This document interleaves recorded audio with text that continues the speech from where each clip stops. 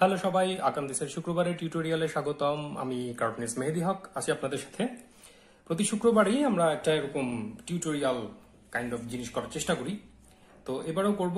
সাধারণত আমি যেটা দেখতে পাই যে যখন এটা মনিটরে আঁকা হয়, মানে ডিজিটালি যখন আঁকা হয়, তখন সবারই মনোযোগ চলে যায় যে এটা কি সফটওয়্যার, কোন পেন দিয়ে আঁকা হচ্ছে, কিভাবে করছেন, মানে যেটা আসলে মূল উদ্দেশ্য না। দেখা যায় যে ড্রয়িং কিভাবে করছি সেটার চেয়ে ওই ধরনের প্রশ্ন বেশি পাই আমি।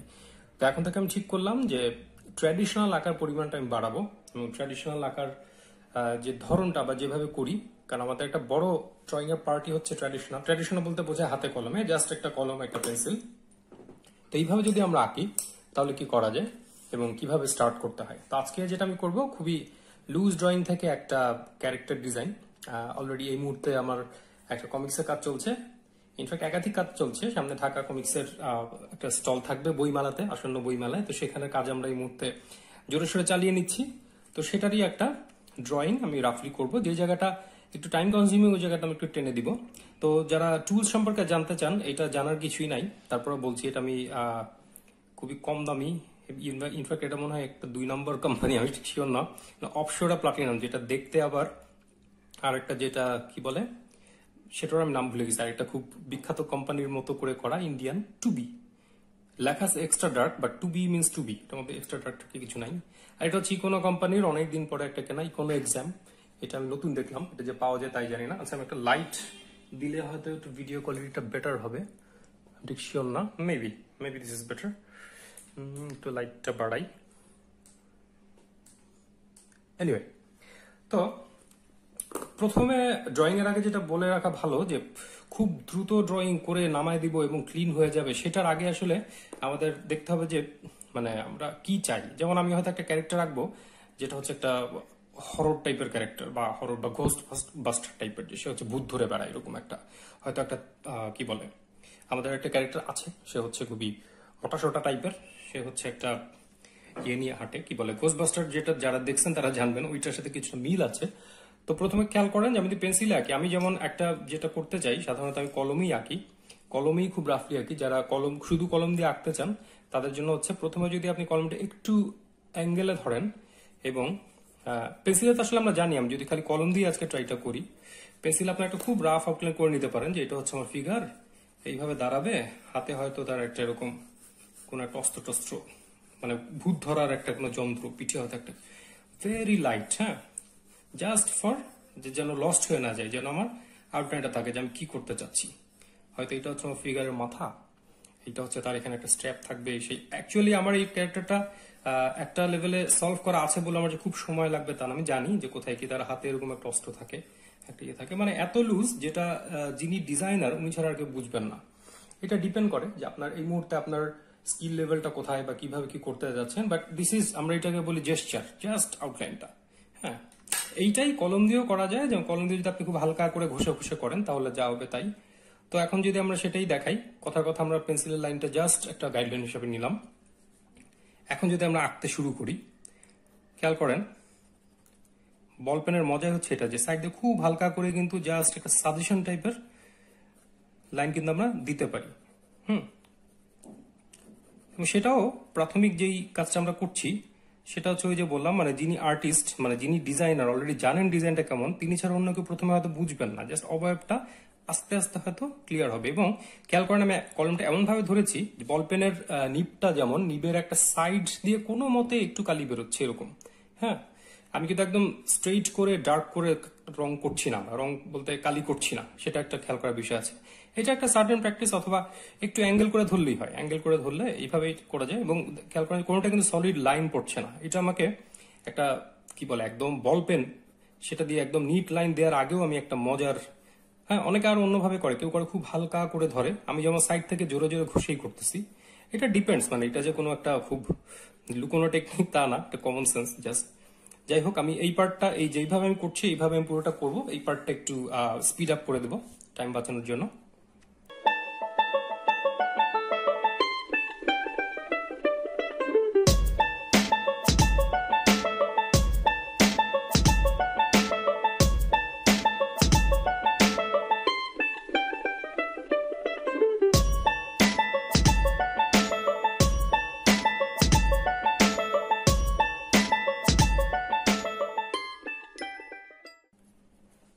পর্যায়ে আসি আমরা একটু দেখি, মানে যেটা করা হলো এটা আসলে মোটামুটি একটা অবয়ব বোঝা যাচ্ছে, কিন্তু খুবই রাফ এবং মনে হচ্ছে যেন হিজিবিজি একটা কিছু, বাট মেবি একটা অবয়ব আমরা খুঁজে পাচ্ছি, যেখানে একটা ফেসের সাজেশন, এটা একটা সাজেশন। তো এই লাইনগুলি এখন অনেকের একটা কি হয় যে নিট লাইন করতে গেলে মনে হয় আয় হায় এখান দিয়ে এই যে বের হয়ে গেছে, এই সেই কি করবে, এগুলি কিছু যায় আসে না। আমি বলবো যে যদি আপনারা এটা নিয়ে খুব স্ট্রাগল করেন, প্রথমে এটা পেন্সিলে করেন বা যেই টুল আপনার পছন্দ, একটু লাইট, যেমন এইটা একটু ঘষে ঘষে করার কারণে সলিড লাইন যেহেতু আসে নাই, এইভাবে বা পেন্সিল দিয়ে করলে আমি হয়তো এটা খুব হালকা করে ধরে ধরে করতাম। হ্যাঁ, এইভাবে একটা রাফলি একটা কিছু আনেন, ফলে যেটা হবে আপনি একবারে ফাইনাল করার প্রেশারটা নিচ্ছেন না, আপনি ধীরে ধীরে এটা করছেন। হ্যাঁ, এইবারে হচ্ছে আপনি কলমটা আরেকটু স্ট্রেট করলেন, প্রথমে যেমন একদম অ্যাঙ্গেলে ছিল আরেকটু স্ট্রেট করে, এবং আমি এই স্টেজে যেটা করি মনে মনে একটা লাইট সোর্স ধরে নেই, হয়তো এটা টপ থেকে। হ্যাঁ, সাধারণত টপ থেকেই হয়। আবার স্পুকি টাইপের একটা যে ভীতিকর একটা কিছু হয়তো লাইট সোর্সটা নিচ থেকে হতো। এনিওয়ে, এটা চয়েস। তো আমি এখানে জানি যে আমি এখানে কি করছি, মানে কোন অবজেক্টটা কেমন, এই ডিজাইনগুলো অবশ্য আগে করা ছিল। এটা যে কোনো ড্রয়িং এর ক্ষেত্রে করতে পারেন, যে কমিক বুকের এই ডিজাইন হতে হবে তা না, এভরিথিং, এনিথিং। হ্যাঁ, ওকে, তাহলে আমরা এখন সলিড লাইনের দিকে যাচ্ছি। উপর থেকে লাইট সোর্সটা মনে মনে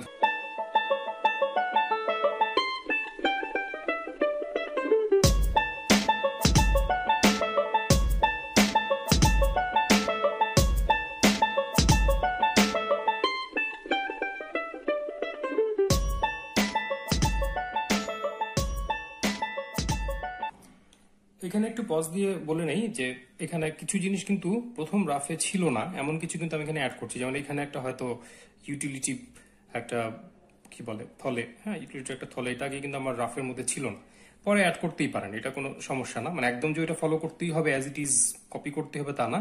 এবং আরেকটা হচ্ছে যেটা আমার মূল লাইন, সেটা হয়তো আমি একটু ডার্কার, হয়তো ডাবল লাইন করে করে আমি এগোচ্ছি। হ্যাঁ, যেমন কিছু স্ট্রোক অনেকে যেটা করে যে একদম একবারে দাগ না দিয়ে হয়তো স্ট্রোকটা, যেমন আমি উপরের দাগটা যদি এইভাবে করি যে একটু নেমে আবার একটু ওঠে, একটু নেমে আবার একটু ওঠে, এটা কিন্তু একটা মানে আপনার একবারে নিট লাইন দেওয়ার প্রেশার থেকে আপনি বাঁচবেন। একটু রাফ এই যে মানে ঘষে ঘষে করা সোজা কথা। হ্যাঁ, একটু এদিক গেলাম আবার একটু ব্যাক করলাম, আবার একটু গেলাম ব্যাক করলাম। এটা একটা ওই যে যারা ডিজিটালি পাথ করেন, পাথ করার সময় হয় না যে আগের ভেক্টর বা অ্যাঙ্কর পয়েন্টে ক্লিক করে নিতে হয়, এইরকম টাইপের। এইটা করলে কিন্তু একটা মজার রাফ একটা লাইন দেওয়া সম্ভব। হ্যাঁ,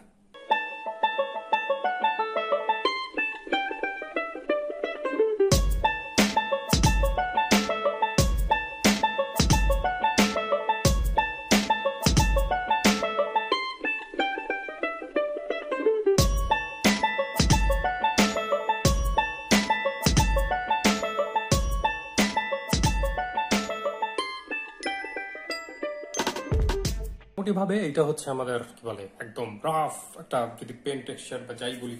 হ্যাঁ, এই ক্ষেত্রে আমি অনেক ক্ষেত্রে যেটা করি যে ইরেজার না ব্যবহার করে এই যে পিছনের যে পেন্সিলটা, এটা আমি হাতেই একটু ঘষে ঘষে একটা অফ হোয়াইট টোন চলে আসে। হ্যাঁ, তাহলে কিন্তু এটা হারায়, মানে ওটা থাকে না, এখন হারায় যায় আর কি আস্তে করে। ওটা আমি ব্লেন্ড করে দিলাম, সোজা কথা। আচ্ছা, এখন কথা হলো যে এইটা তো আমি এখনো হিজিবিজি লাগতেছে। তো এখানে কমিক বুক আর্টিস্ট যেটা করে, যেটা ব্ল্যাক অ্যান্ড হোয়াইটে যদি আমরা এখানে সলভ করার চেষ্টা করি, সেটা হচ্ছে একটা জায়গা আমরা ডার্ক করবো, একটা জায়গা লাইট করবো। হ্যাঁ, ব্ল্যাক অ্যান্ড হোয়াইট। সেটার ব্যাপারটা হচ্ছে আগে ঠিক করে নেওয়া যে কোন জায়গাটা আমি ব্ল্যাক করবোই নিশ্চিত। যেমন চুল, এই পার্টটা আমি ব্ল্যাক করবো, এটা আমি ইন্টেনশনালি এই জায়গাটা হোয়াইট রেখে এটা হাইলাইট টাইপের একটা জিনিস রেখেছি, যেহেতু টপ থেকে লাইট পড়ছে। তো যেখানে যেখানে ব্ল্যাক, এটা কমিক আর্টিস্টরা করে, যেমন জাপানিজ কমিক্স আর্টিস্টরা করে, ওই জায়গাটা তারা ক্রস দেয়, ডিসিশন নেয় যে এটা ক্রস, এটা ব্ল্যাক, এটা হোয়াইট। হ্যাঁ, আবার এই জায়গাটা তো ক্রস। এইটা করলে এটা হচ্ছে করতে করতে ডিসিশন নেওয়ার কিছু নাই, আমি আগেই ঠিক করলাম যে চেকবোর্ড তো না স্যার, চেস বোর্ড টাইপের যদি আমরা কিছু করি, দাবার ছকের মতো। হ্যাঁ, যে একটা সাদা একটা কালো, একটা সাদা একটা কালো, এইভাবে যদি এগোই তাহলে কিভাবে এই করা যায়। এটা কিন্তু শ্যাডো না, এটা হচ্ছে যেমন চুলের রংটা তো আসলে শ্যাডো না, চুল তো জিনিসটাই কালো। হ্যাঁ, সেইগুলি মানে দুই ধরনের ব্ল্যাক আছে, একটা হচ্ছে যে লাইটের কারণে যে শ্যাডো পড়ছে, যেমন এই হাতেরটা যদি আমি এখানে বলি যে এখানে একটা ড্রপ শ্যাডো পড়বে, এই জায়গাটা মানে ওর যে শ্যাডোটা নিচে পড়ছে এইটার জন্য একটা ব্ল্যাক হবে। আর যদি বলি যে গ্লোভসটাই কালো, তাহলে কি হবে, এই দুইটা ব্যাপার। হ্যাঁ, এইটা হয়তো আমরা পুরোটা ব্ল্যাক করে দেবো, এই জায়গাটা হোয়াইট থাকলো, এটা ডিসিশনের ব্যাপার, এটা ডিজাইন ডিসিশন। কিন্তু এটা একটু যদি আপনি এই স্টেজে এসে ঠিকভাবে করেন, যেমন এখানে তো খুবই রাফ, এবং আমি ট্র্যাডিশনালি ভিডিও করছি বলে সেট আপের একটা ভেজালের জন্য এই ট্রাইপডের স্ট্যান্ডের কারণে এই কর্নারটা আঁকাটা একটু কঠিন হচ্ছে। বাট এই জায়গাটা বেস্ট হতো যদি আপনি স্কেল ব্যবহার করতেন। হ্যাঁ, একটা স্কেল দিয়ে যদি স্ট্রেট লাইনগুলি দেওয়া হয়, বিশেষ করে মেকানিক্যাল যে অবজেক্টগুলি, তাহলে কিন্তু অনেক বেটার লাগে দেখতে। হ্যাঁ, আর ভিতরের এই যে মাসল টাসল হাবি জাবি, এটার জন্য আমার সাজেশন হবে খুব হালকা লাইন দেওয়া, খুব বেশি না। আনলেস সে পুরো রিপড ফিগার, কোনো একটা মানে পাম্পড আপ ফিগার, সেটা ছাড়া কিন্তু এত কিছু, বা যদি কোনো ক্রিয়েচার ডিজাইন করে সেটা ছাড়া আসলে এত কিছু দরকার নেই। আর সে একটু একটু চাবি টাইপের ক্যারেক্টার, সো এখানে এটা আসলে দরকার নেই। এই যে এখানে হয়তো আমি সলিড ব্ল্যাক করে দিব। ওকে, এই জায়গাটা হয়তো ব্ল্যাক। আচ্ছা, এখন ব্ল্যাক কিভাবে করবো? ব্ল্যাক আপনি এই পেন দিয়ে করতে পারেন, কিন্তু সেটা খবর হয়ে যাবে। তুলি আর কালি দিয়ে করাটা হচ্ছে বেস্ট। যেমন আমার একটা ব্রাশ পেন আছে, এটা কিনতে পাওয়া যায়, এটা আগেও কিছু টিউটোরিয়ালে আমি দেখিয়েছিলাম। এটা অনেক পুরনো, জাস্ট কালি ভরা যায়। এটা আমার মনে হয় না এখানে যারা দেখছেন তারা কেউ এটা দেখেননি এমন কেউ আছে। এটা খুলে সিরিঞ্জের মতো এটা ব্যবহার করা যায়। কালি বের হয়ে গেছে, এক্সট্রা সেকেন্ড। এনিওয়ে, এটা জাস্ট তুলি আর কিছুই না। তো আমরা যদি এখন জাস্ট ধরে ধরে কালি করা শুরু করি, এটা আমি ফরওয়ার্ড করে দিচ্ছি, কারণ এটা কালি করা এখন আমার ডিসিশন হয়ে গেছে। এখন আমি সলিড ব্ল্যাক করবো।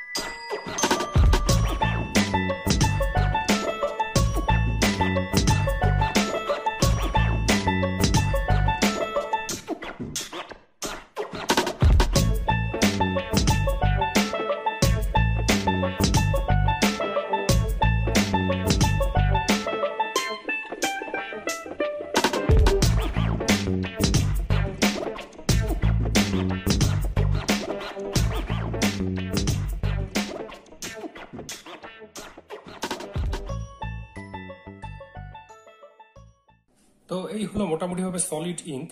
তো এখানে দেখতে পাচ্ছেন যে প্রচুর ইঙ্কের কাজ করা হয়েছে, এবং সত্যি বলতে কি এই পর্যন্ত যদি আমরা করতে পারি একটা কমিক্সে, হ্যাঁ কমিক্স না, খালি যে কোনো ইলাস্ট্রেশনেই যে জিনিসটা রিডেবল, বোঝা যাচ্ছে কোথায় কি সেটাও আমি বুঝতে পারতেছি। এবং এখানে কিন্তু আসলে কালারেরও দরকার নেই, আপনি করলে এখানে যদি ফ্ল্যাট কালারও করেন তারপরেও কিন্তু এভরিথিং বোঝা যাচ্ছে। এখানে একটা জিনিস যেটা প্রবলেম করতেছে সেটা হচ্ছে এই হোয়াইটটা। যেমন আমি হয়তো ফোকাস করতে চাচ্ছি খালি চোখে, কিন্তু আমি দেখতে পাচ্ছি এই হোয়াইটটা এখানেও আছে, চুলেও আছে, সব জায়গাতেই, তাই না? মানে সাদা অথবা কালো, কিন্তু আমি হয়তো সব জায়গায় ফোকাস করতে চাচ্ছি না। কারণ এখন খেয়াল করেন চোখ কিন্তু সব জায়গায় চলে যাচ্ছে, একবার এখানে যাচ্ছে, এখানে যাচ্ছে, কন্ট্রাস্ট যেখানে যেখানে যেখানে যেখানে এইখানেও সমান গুরুত্বপূর্ণ। তো এইটার একটা টেকনিক হচ্ছে, সব শেষে কমিক আর্টিস্টরা অনেকেই যেটা করেন সেটা হচ্ছে টোন, পেনের যে টোনটা বা একটু ডিটেল, আর একটু ডিটেল করেন। সেটা কেমন? যেমন চুল, আমি এখানে এটা যদি একটু অফ করতে চাই, যে চুলের এই পার্টটা, তারা যেটা করেন যে চুল যে ডিরেকশনে, সেই ডিরেকশনে হালকা কিছু টোন লাইন, বা অনেক ক্ষেত্রে এটা যেহেতু আবার অনেক ক্ষেত্রে ক্রস আঁচ, মানে যদি আমি এটা ক্রস করি তাহলে ক্রস আঁচ হবে। খেয়াল করেন অলরেডি কিন্তু এখানে এই জিনিসটা অফ হয়ে গেছে, এখন আর চোখ ঠাস করে এখানে যাচ্ছে না, চোখটা এখানেই থাকতেছে। সেরকম আমি হয়তো মুখের এই জায়গাটাও চাচ্ছি যে মানে ফেসে, এটা অনেকে কি বলে যে ওয়াশ দিয়ে বা হালকা একটু আমি যদি কি বলে ব্ল্যাক অ্যান্ড হোয়াইট কোনো ইঙ্ক একটু পানিতে মিলিয়ে করতাম, সেটাও করা যেত তুলি দিয়ে, কিন্তু হয়তো আমার কাছে পেনই আছে, আমি হয়তো পেন দিয়েই করবো। সেই ক্ষেত্রে এইগুলিতে হালকা টোন দিয়ে ছেড়ে দেওয়াটা হচ্ছে বেটার, মানে যেটাতে আমি অত ফোকাস হোক চাচ্ছি না সেটা আমি একটু অফ করে দিলাম। এটা আরেকটা টেকনিক। হ্যাঁ,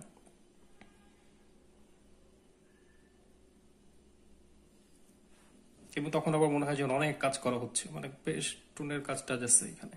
এইখানে হচ্ছে ডিটেইলিং এর ব্যাপারটা, যে হয়তো এখানে আমি তার এই যে দাড়ি গোফের একটা সাজেশন দিলাম, যে তার হয়তো এখানে দাড়ি গোফ সবই যে শ্যাডো হইতে হবে তা না, আরো অনেক এলিমেন্টও ব্যবহার করা যায়। হয়তো এখানে একটা ভুরু, মানে এখন হচ্ছে আরো একটু ডিটেইলে যদি আপনি যান, যার কি করা যায়, কোথায় কি কি বাদ আছে, সেটা আপনি এখন ছোট ছোট ডিটেইল অ্যাড করতে পারেন।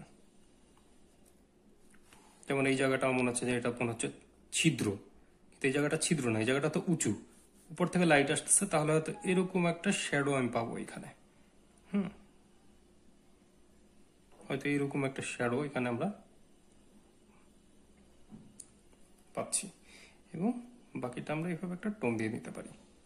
এটাও তাই, এটাও হয়তো, কারণ নইলে মনে হবে যেন এই জায়গাটা ছিদ্র, এখান দিয়ে পিছন জায়গাটা দেখা যাচ্ছে, তার যদি আমি একটা ক্রস টোন বা কিছু একটা করে এটা আটকে দেই, মনে হচ্ছে আচ্ছা না, এখানে কোনো একটা ম্যাটেরিয়াল আছে যেটা একটু অন্য টাইপের, একটু অন্য শেডের। ওকে, এবং ফাইনালি যেটা আমার এই মুহূর্তের সাথে নাই, যেমন যে জায়গাগুলি মিলে গেছে এই জায়গাটা আলাদা করার জন্য একটা ফ্লুইড পেন দিয়ে এই জায়গাটা একটু সাদা বের করা। এটা ডিজিটালিও করতে পারেন, স্ক্যান করে তারপরে এই জায়গাটা একটু ইরেজ করে দিলেই অনেক কিছু আরো ইন্টারেস্টিং। এটা হচ্ছে একদম শেষে, সবার শেষে হোয়াইটের কিছু কাজ করা যায়। যেমন প্যানটা কিন্তু ম্যানেজ না করতে পারে, আমি পরে সলিড ব্ল্যাক করে দিছি, তো এখানেও কিছু হোয়াইট বের করা পসিবল, যেখানে হয়তো এখানে একটা ট্রায়াঙ্গুলার হোয়াইট আসবে, এখানে একটা ট্রায়াঙ্গুলার হোয়াইট আসবে, উপর থেকে যেহেতু লাইট আসছে, এটাও কিন্তু ডিজিটালি করতে পারে না, এখানে ম্যানেজ করতে পারি নাই বলে কালো করে দিছি। So that's fine.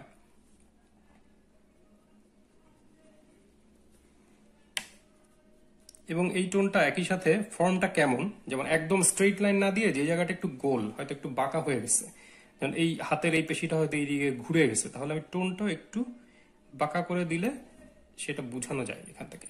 ওকে, আমি হয়তো আর কোথাও সাদা রাখবোই না, পুরোটাই হয়তো হালকা একটা টোন। যেখানে আমার টোনটা খুব হালকা করা দরকার সেখানে লাইনের গ্যাপটা আমি বাড়ায় দিতে পারি বা প্রেশারটা কমায় দিতে পারি পেনের, যাই বলি। হ্যাঁ, হাতটা হয়তো একটু হালকা করে ধরলাম। এটা কিন্তু পরে মনে হয় যেন অনেক ডিটেইল কাজ করা হয়েছে, যত ডিটেল আদৌ করলাম তার চেয়ে বেশি মনে হয়। মনে হয় যে কারণে টোনটা, এটা যদি প্র্যাকটিস করতে পারেন যে টোন দিয়ে দিয়েই আমি জিনিসটা বুঝালাম, যে কারণে আমার জানা মতে ফাইন আর্টস স্কুলগুলিতে একটা বড় অংশ থাকে হচ্ছে টোনিং, মানে প্রথম দিকে যেমন কোনো কালার টালার ধরার আগে পেন্সিলেই এই টোনগুলি যত ভালো করে দেয়া যায় এটা শেখানো হয়। যা আমার পরিচিত বড় ভাই একজন আছে মামুন হোসাইন, তার টোনিং আমি মুগ্ধ হয়ে দেখি। হ্যাঁ, তার কাজগুলি যদি আপনারা দেখেন, মামুন হোসেন ভাইয়ের মানে আর্ট, শুধুমাত্র পেন্সিল বা একটা বল পেন দিয়ে উনি যা করেন, মানে এটা অন্য লেভেলের। এবং ওই জিনিসটা যিনি পারেন উনি আসলে সবই পারবেন। ভ্যালু ম্যানেজমেন্ট এটা আসলে সবই উনি তো আসলে করতেছেন। হ্যাঁ, আচ্ছা, আমার হাতে কিছু কালি লেগে গেছিল, আমি হয়তো এটা অনেকদিন ইউজ না করার কারণে আমি হয়তো এইটাও একটু ইউজ করলাম। এটা করলে একটা ব্যাপার যেটা হবে, যতই আমি আশপাশটা ব্ল্যাক বা অন্য একটা টোন দিচ্ছি, এই মাঝখানে যে জায়গাটা ফোকাস করতে চাচ্ছি হয়তো চোখটা, সেটা কিন্তু আরো পপ করতেছে। ওকে, তো এটা একটা ব্যাপার যে যে জায়গাটা আমার অত দরকার নাই ওই জায়গায় আমি একটু ঘষাঘষি করি, মানে খুব যে লাইট অ্যান্ড শেড মেনটেন করতেছি তা কিন্তু না। এটা করলেও চলছে।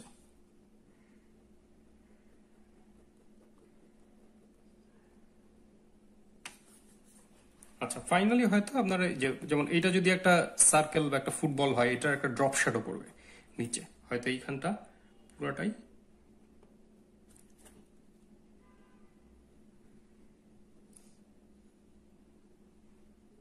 এরকম একটা শ্যাডো আকারে আমরা দিতে পারি।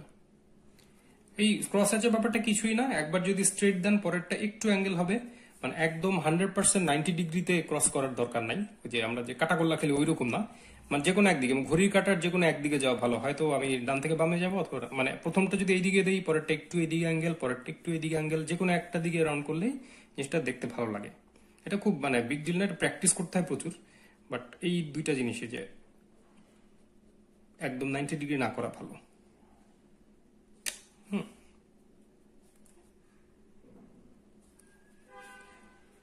সো মোটামুটি ভাবে এই আমার মনে হয় আইডিয়াটা বুঝাতে পেরেছি।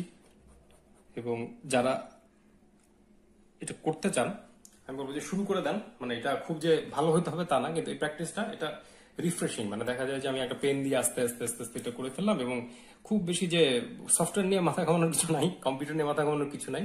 তো এইভাবে শুরু করেন, এবং এইটা যদি আপনি ক্লিনলি আঁকতে পারেন আস্তে আস্তে, এটা আরো যদি লেভেল আপ করতে পারেন, তখন দেখবেন যে ডিজিটালি আঁকাটা আসলে কিছুই না, এইটাই আপনি আরেকটু নিট অ্যান্ড ক্লিন ভাবে রিপিট করতেছেন, একই জিনিস, একই প্রসেস, একই সমস্ত কিছু সেম প্রিন্সিপাল বলি বা যাই আপনি পারেন না, যেই গ্রামারগুলি দেখতেছেন সবই এক, খালি ওইখানে হয়তো একটু টাইম বাঁচবে, এবং অপশনগুলো আপনি একটা প্রিভিউ দেখতে পারবেন যে ভুল হলো কি না। হ্যাঁ, এডিট টেডিট একটু বেশি, এছাড়া আর কিছু না।